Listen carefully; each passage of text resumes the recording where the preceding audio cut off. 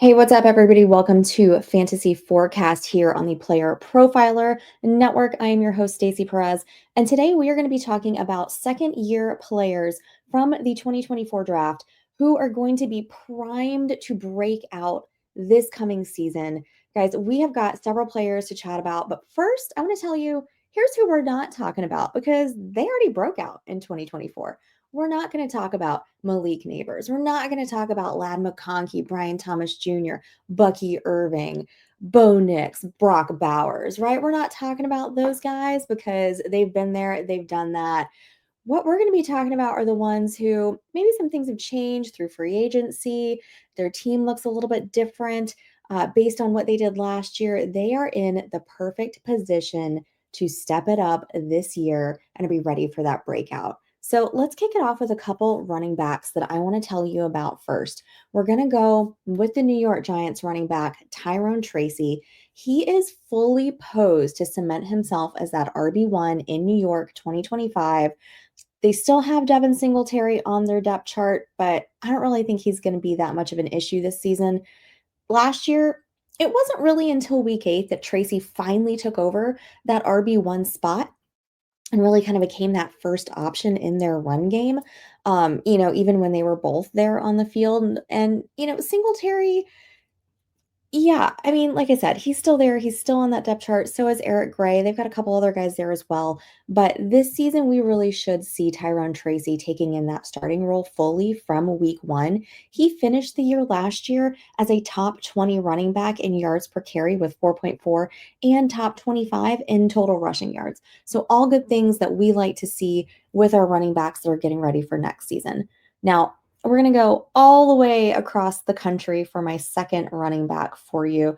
That's going to be San Francisco 49er Isaac Guerendo, right? Waiver wire darling from last year. Now, we had so many issues with the running back room in San Francisco last year. CMC missing almost the entire year.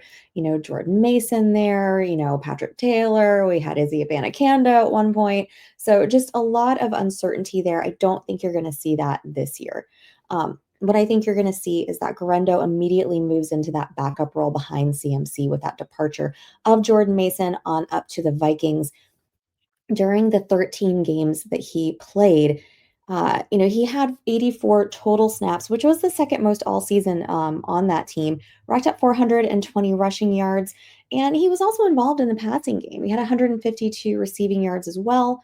Look, should CMC miss any time, which is always a possibility, right? Especially after last season, Guerendo is posed to take over a very active running attack in San Francisco. They were a team last year that rushed for the 12th most rushing yards in the season. And that was even with CMC being on the shelf for all but those 4 games that he actually came back and played.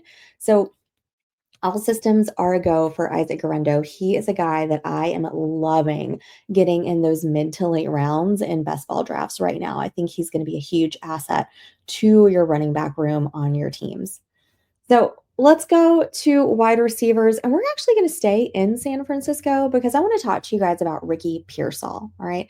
He impressed us very much last year, getting shot, coming back, from that injury that was absolutely unbelievable. But you know who he impressed the most, and most importantly so, was Kyle Shanahan. Shanahan said that his performance even exceeded what his expectations were for Pearsall last season, and his most fantasy significant game came in Week 17 against Detroit, where he went off for 141 yards, 10 targets, and a touchdown as well. Look, we still have Brandon Ayuk recovering from that ACL, MCL injury. Hopefully he's back to start the season, but we don't know that for sure. Debo is now in Washington. So right now it's the Pearsall and Jennings show in San Francisco. And, there's still some potential trade rumors surrounding Ayuk. So we really don't know what that situation is going to look like, come August and September when we are doing majority of our drafts getting ready for the season to start. But right now, last season, when we're looking at those numbers between Ayuk and Debo, they both were targeted 125 times, which accounted for 25% of the overall total targets from Brock Purdy. Okay. This is a 49ers team that, in addition to those rushing stats that I gave you a minute ago, they are fourth most in yards, passing yards per game last season. And look, there haven't been any indicators to show that things are going to change with that offense. So right now we're looking at Pearsall, we're looking at Jennings. We're not talking about Jennings right now today because we're looking at second-year players, but we are looking at those two guys to stand to benefit in a massive way this season. So Ricky Pearsall needs to be on your watch list going into these 2025 drafts. Second player that I want to talk to you about at the wide receiver position is one that I just love, love, love from last year. Rome Odunze, one of my favorite rookies coming out of the draft. He and Caleb Williams just have a great connection. But what I want to talk to you first about is Keenan Allen. No longer with the Bears, but if you look at his numbers last year, Caleb Williams targeted him 23% of the time, which was second most on the team behind DJ Moore. Allen, like I said, no longer with the team. So Odunze is a lock for that Robin role to DJ Moore's Batman and could really be a beneficiary. Yeah, that's the right word, right? Of all of Allen's target share. So look, let's not discount the connection, that they had throughout the season. Two rookies coming in their first year, getting their feet wet in the NFL. Odunze had 11 games last year with 5 or more targets. That is very significant to show the way that Caleb Williams, even with an offense that was quite frankly pretty struggling the entire year, Williams was looking for Odunze on the field. A majority of those games and looking at him often and multiple times. So I really think this offense is going to take a huge step forward now that you've got Ben Johnson in there at head coach. Odunze is a player that I quite frankly, I feel like the most strongly about as a second year breakout candidate. I think he could be this year's JSN, if I'm being completely honest. Hopefully that doesn't come back to bite me later. But I really feel like this is his year. Moving on to quarterback, I've got two for you. We're going to go on down to Atlanta and we're going to talk about Michael Penix Jr. We can't talk about him first without addressing that giant elephant in the room, which is Kirk Cousins, right? So he's still with the Falcons. We're probably not going to know what his situation looks like until the draft takes place in a week from today, next Thursday. I'm recording this on Thursday morning on April 17th. Cousins does have that no trade clause, right? So I don't think he's really going to want to sit down and evaluate what his options are until we know how things really shake out in that draft, because things could look a lot different, after next Thursday's draft. The GM for Atlanta, Terry Fontenot, has made comments about Cousins being a backup to Penix. So I think, if for some reason Cousins doesn't go somewhere, it looks like it still is the Penix show, unless there's an injury or something like that that would require Cousins or whoever, to kind of step in, to take over that. So let's look at his numbers from last year, right? He played in 5 games, started 3 of those. His numbers, if you look at the total of that, are going to be a 58.1% completion percentage. He threw for 775 yards, 3 touchdowns, 3 interceptions. That doesn't really look great on paper, but what you got to take out are the 2 games that he just came in and didn't actually start in. He actually only started in 3 games last year. And when you do look at those numbers, you'll see where he was throwing for a very high volume of attempts, throwing for over 200 yards in each of those games. That's a huge difference from going through the season, not knowing if you're going to start or not, being in that backup role to Kirk Cousins, as opposed to coming in this season, 2025, knowing that you are the guy there in Atlanta and being able to fully mentally, physically, emotionally prepare for that. So I think great things are ahead for Michael Penix if you are going to be drafting him in your drafts. Now, I want to look at somebody else. We've got another rookie quarterback coming into his second year.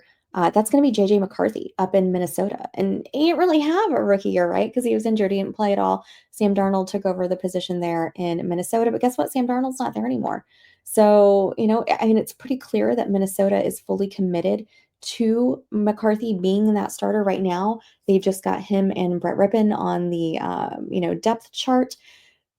Minnesota clearly denied us what we all obviously wanted, which was a Brett Favre, Aaron Rodgers parallel career path. So like I said, they are fully committed to McCarthy being the guy there in Minnesota. Especially like I said, they let Darnold go and they didn't make any other moves in free agency. So I think it's safe to say McCarthy is going to be our guy. We don't really have any numbers to look over from last year because he didn't have any. But when you take a look at the Vikings offense as a whole, they are stacked with offensive weapons. They made some great moves to really bolster that O-line. They've got the addition of Ryan Kelly, Will Freeze, plus, Christian Jericho was injured last year. He's expected to be back fully healthy.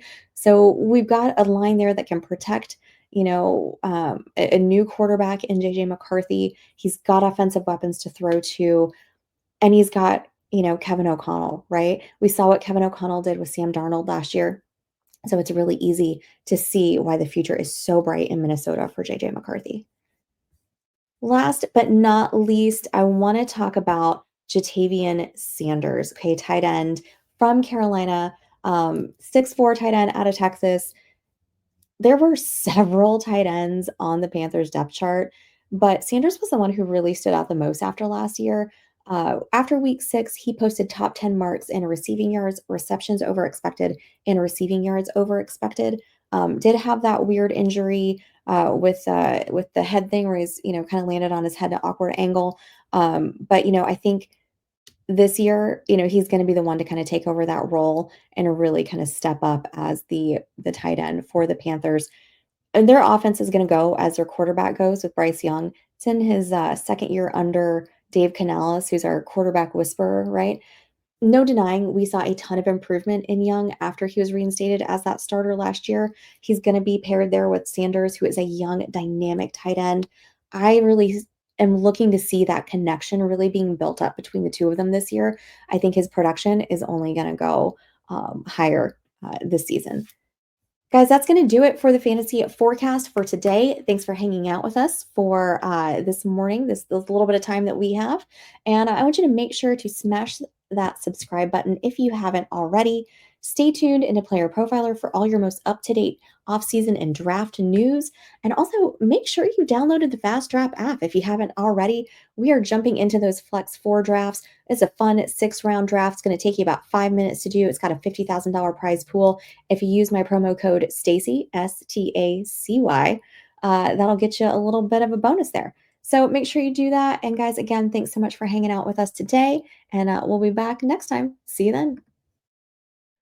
Hey, I want to take a moment to thank you for tuning in. It's important to me that all of our media be free. This is only possible because of you allowing a true independent sports media enterprise to thrive unlike any other in the business. So please subscribe to the All In Package to continue to make all of this possible, to ensure that all of our stats, information, data, content is available to you, especially you, the people that get the site and get the show.